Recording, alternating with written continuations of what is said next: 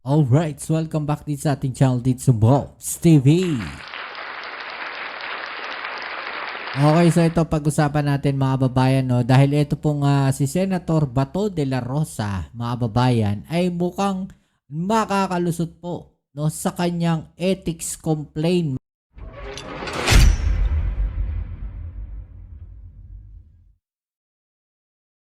Ito po kasing isinampa sa kanyang ethics complaint, mga babayan, is yung no work, no pay po. No, kasi hindi po siya pumapasok, mga babayan, pero no, sumasahod pa rin po siya. Kaya naman po sinampahan po itong si Senator Bato de la Rosa ng ethics complaint, no, dahil po sa hindi nga po siya pumapasok, mga babayan, no, yung madalas po niyang pag-absent sa Senado. Actually, hindi na nga po ata pag-absent to eh. Kumbaga, no, kung ikaw po ay nasa kumpanya, mga babayan, no, ang tawag po sa iyo eh awol na po.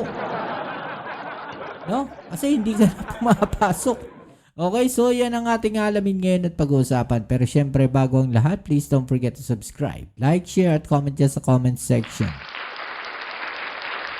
At syempre, no, shoutout tayo sa mga followers, subscribers natin dyan. At ang palagi nating hiling, 1 view, 1 like po sana sa ating video. Okay, so ito, panoorin muna natin itong balita, mga babayan, no, para mas maintindihan po natin. Madami tuloy natatawa dito, no. Sabi ng mga kababayan natin, for an elected official, a complaint for abandonment of duty or neglect of duty must be filed with the Ombudsman for permanent removal and disqualification. No, dapat daw sampahan siya ng kaso, mga kababayan, sa Ombudsman, no, para matanggal daw po at ma-disqualify, no, etong si Senator Bato de la Rosa. No? Isn't it a question of no service, no pay? No? Tinatanong daw po 'yan, mga kababayan, no.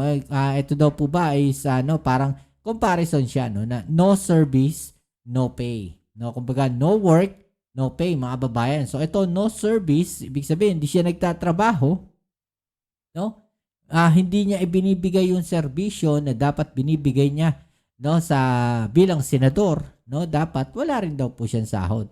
No, kasi parang ano lang din, no? Parang ano 'yan, no? Above the law kayo? Pag senador kayo, parang ganun ba yung tanong dito, no? Na parang kapag kayo senador, hindi pumasok, hindi nyo na i-deliver yung serbisyo, no, na dapat ginagawa ninyo, no, para sa taong bayan, para sa ating bansa, no, pwede pa rin kayong sumahod. Samantalang yung mga ordinaryong tao, no, kapag hindi po nakapasok, wala pong bayad. Ang malala pa po nun, mga kababayan, kapag ikaw po, no, kahit nagpaalam ka, no, na magkakasakit ka, 'di ba? Hihingan ka pa ng medical records 'yan, medical certificate. 'Di ba, mga babayan, no? Minsan nga masakit pa niyan, no? Marami akong kilala nito, mga babayan. Yung mga nagtatrabaho po, no, ng mga call center agents, hirap na hirap po 'yan, no? Na kumuha ng mga leave. 'Di ba? Masaklap 'yan kapag hindi po sila pumasok, posibleng matanggal pa po sila. Tapos, samantala, ito po, mga babayan, no, senador, hindi po mapasok, hindi po nagagawa yung serbisyo, mga babayan, no, tuloy pa rin yung sahod. Yan po yung tanong ng mga babayan natin. Bakit ganon? No, so ito, aalamin natin bakit po, ano nga ba ang nangyari po dyan. Alright, so ito. Walang no work, no pay sa rules ng Senado. Ayon po yan Wala raw no work, no pay sa rules ng Senado. So, ibig sabihin, mga kababayan, no, yun yung masaklap na katotohanan. Gumawa sila ng batas, mga kababayan, no, na kung saan yung batas na yun para sa kanila, no, na kahit umabsent ka, may bayad ka pa rin. Which is, kung titignan natin, unfair, no, para sa mga ordinaryong mamamayan ng Pilipinas. Dapat baguhin na yan. Isa yan sa dapat baguhin, mga kababayan. 'Di ba? Hindi ho ata tama yan. Kasi parang nanlalamang na yan. Panlalamang sa mga ordinaryong mamamayan, no? Totoo naman, 'di ba? Pagka kami hindi nakapasok, Absent, walang bayad. Pero kayo, kahit hindi pumasok, may bayad. Unfair yun. Chairman ng Ethics Committee. Nakatutok si Mav Gonzalez. Mahigit 4 na buwan na mula nang huling pumasok sa Senado si Senador Bato de la Rosa. Hindi na siya namataan doon mula nang umugong ang balitang may warrant of arrest laban sa kanya ang International Criminal Court. Dahil dyan kung kaya may nakahain ng ethics complaint laban sa kanya pero nakabinbin pa rin ngayon. Katwiran ng chairperson ng Ethics Actually, sa pagkakaalam ko, maging si dating Senator Trillanes magsasampa rin ng ethics complaint. No, kay Senator Bato de la Rosa eh. Committee, kung ngayon ito diringgin, madidismiss lang kaagad ang reklamo. Wala kasi sa rules namin eh. You cannot find it anywhere in the rules about that issue on no work, no pay. Kaya kailangan aniya munang amyendahan ang Senate rules kaugnay ng pag-a-absent ng mga senador kung gusto itong tapatan ng parusang walang sahod at masuspinde ang operasyon ng mga nag-a-absent.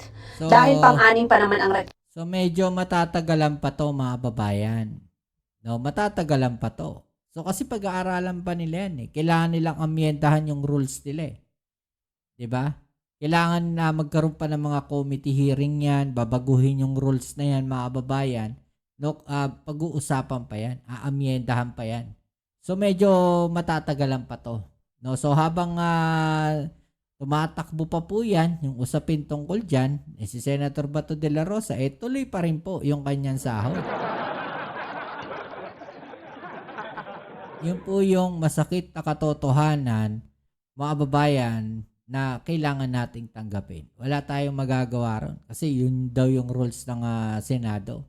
Pero siguro, no, para sa lahat, mga babayan, para maging fair, no, para maging patas po. Kasi napaka-unfair neto sa atin, no, sa ordinaryong mamamayan. Napaka-unfair neto na tayo yung bumoto sa kanila para makaupo sila sa pwesto, pero yung batas po, yung rulings po ay merong hindi na i-apply sa kanila.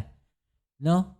Samantalang pagka tayo, sabi nga natin, umabsent tayo, o yung mga kababayan natin umabsent, minsan nga, kaya napipilitan pumasok yung mga yan, kahit may sakit eh. Diba? Kasi pag hindi sila pumasok, wala silang bayad. Samantalang eto, no? Ilang buwan na hindi pumapasok, may sweldo pa rin mga babayan, no? Wala pa rin po siyang ginagawa dahil hindi nga siya umaattend sa mga committee. Tinanggal na nga po siya. No, yung mga committee na hawak niya, tinanggal na sa kanya. So, technically, wala na siyang trabaho. Wala na siyang ginagawa, mga babayan. Pero, tuloy pa rin yung sahod niya. Masakit na katotohanan yan, mga babayan, na parang tayo, no? Ano na lang yung tingin nila sa mga ordinaryong mamamayan? Ano tayo, laruan? Mga babayan? Yung mga ordinaryong mamamayan, para na lang baliwala. Hindi ba dapat, kahit wala sa rules ninyo na no work, no pay, dapat out of ano na lang na dapat ganun yung gawin para maging fair? No, na no work, no pay dapat. Diba? Napaka-unfair niyan sa atin. reklamo kay De La Rosa sa 9 na nakapilang ethics complaints, itong tapatan ng parusang walang sahod at masuspinde ang operasyon ng mga nag-a-absent. Dahil pang-anim pa naman ang reklamo kay De La Rosa sa 9 na nakapilang ethics complaints, may panahon pa raw kung aamyendahan ng Senate rules. Pag di umabot yan at ma-dismiss, pwedeng mag-refile agad ang complainant. Dagdag ni Senador J.V. Ejercito, hindi nila pinagtatakpan ang kapwa-senador. Paano po pinagtatakpan? Ngayon nga po ay kami na nga po nagmamadali na ipasa yung adoption ng rules. Kasi nga, kasi meron nga isang senator na nag-apila nga na dalhin muna sa body para the whole body can decide. So, parang ang gagawin nila ngayon, mga babayan, kagaya nga nasabi ko, kailangan nila mag-hearing. No? Kailangan nilang pag-usapan talaga yan. At kailangan malaman ng taong bayan, no, kung yan pong rules na yan ay mababago. Kailangan baguhin talaga. No? Kasi magagalit taong bayan. No? Unfair po yan. Actually, magiging katwiran na nga yan eh. Pampiloso po na nga nakatwiran yan. Yun nga, senador, hindi pumapasok, may bayad. Bakit kami hindi? See? Kami bumoto do sa mga senador na yun. Tapos kami, hindi nyo babayaran. No, sila wala nang ginagawa, wala nang tinatrabaho, bayad pa rin. No, to the point na 100,000 po sahod yan, mga kababayan. 'Di ba? Tapos tayo mga ordinaryong mamamayan, naghihirap, nagpapakahirap, ibig sabihin, pinaghihirapan. No, yun sahod. No, na minimum na wala pang 1,000 isang araw. Tapos sila, mga kababayan, 100,000 ang sahod po niyan, isang buwan. Sabihin na natin, no, nasa isang buwan na sasahurin ng tao ay nasa 20,000 na lang kamo. Ang layo ng diferensya eh. 'Di ba? Nagtatrabaho ka ng 9 hours, 9 na oras, mga kababayan. No, kung malayo-layo pa yung pinapasukan mo, pinagtatrabahuan mo, gagastos ka ng pagkain, no? Gagastos ka ng pamasahe. 'Di ba, mga kababayan? So, mababawasan pa yung 20,000 mo. Samantalang ito po, senador, binoto natin, mga babayan, no? Ibig sabihin tayo, mga mamamayan, ang bumoto po diyan, no? So, mga senador na 'yan. Tapos kapag sila umabsent, okay lang. Kahit ilang buwan umabsent, okay lang kasi may sahod pa rin naman sila. Kahit di nila magawa yung trabaho nila, okay lang din kasi may sahod pa rin sila. Actually, sa isang banda, no, dapat magpasalamat din pala tayo kay Senator Bato de la Rosa. Alam niyo kung bakit? No, dapat magpasalamat tayo. Kasi mababago yung rules na yan. Hindi, honestly. Pag nabago yung rules na yan, mga kababayan, so, magpapasalamat pa tayo kay Senator Bato de la Rosa dahil kung hindi doon sa ginawa niyang pag-absent, hindi po mababago yung rules na yan. At hindi natin malalaman na may ganyang rules pala ang Senado. Diba? Samantala, inadopt ng Senado kahapon ang Senate Resolution 307 ni Senate Minority Leader Alan Peter Cayetano. Nagpapahayag ito ng sense of the Senate na dapat protektahan lahat ng Pilipino laban sa extrajudicial rendition o pagsuko sa dayuhang bansa. Hindi ito panukalang batas. Ito naman, pabor pa rin naman po sa mga Duterte to kay Digong. Kundi pa Actually, ito po ay pabor, no? Ito po nga panawagan na reso na 307 na to, mga kababayan. Pabor po ito o parang pagpoprotekta po ito, mga kababayan. No, dito po kay Senator Bato de la Rosa at kay Senator Bongo. Kasi maalala ninyo, no, na di umano pwede silang issuehan no ng ICC ng warrant of arrest. Di ba, mga kababayan? So, ito pong resolution na to, Reso 307 na to, na sinasabi, no, netong si Cayetano, mga kababayan, ay parang pagpoprotekta po dito sa dalawang senador na to. Ulitin natin kung ano yung sabi dito, mga kababayan, para mas maliwanagan tayo. Dalhin muna sa body para the whole body can decide. Samantala, inadopt ng Senado kahapon ang Senate Resolution 307 ni Senate Minority Leader Alan Peter Cayetano. Nagpapahayag ito ng sense of the Senate na dapat protektahan lahat ng Pilipino laban sa extrajudicial rendition o pagsuko sa dayuhang bansa. Hindi ito panukalang batas, kundi panawagan lang na mabigyan ng sapat na oras ang mga Pilipinong may hinaharap na foreign o international arrest na dumulog sa lokal na korte.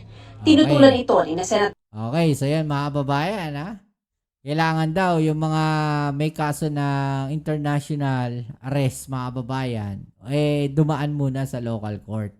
So, syempre, kasama pa rin dyan sila Bato at saka si Bongo. 'Di ba? Kasi sila yung naririnig natin na may warrant of arrest from ICC . So, ito po ay para hadlangan. No, ito pong si Bato at saka si Bongo na maaresto po. Malaking kawalan sa kanila yan dahil ilan na lang silang matitira po, mga babayan. No, ilan na lang silang matitira diyan po no, sa minority block o sa Duterte block, mga babayan. At pag nangyari po yan at biglang pumasok po yung impeachment ni Sara diyan po sa Senado, at ito pong dalawa na to inisyuhan ng warrant of arrest, laglag po ang impeachment ni Sara. Ilan na lang yung matitira? No, yari ang impeachment ni Sara Duterte. Senators Risa Hontiveros, Kiko Pangilinan at Bam Aquino. While couched in general terms, this resolution arises from specific circumstances involving the former president. The rule of law requires that accountability mechanisms apply equally, regardless of rank.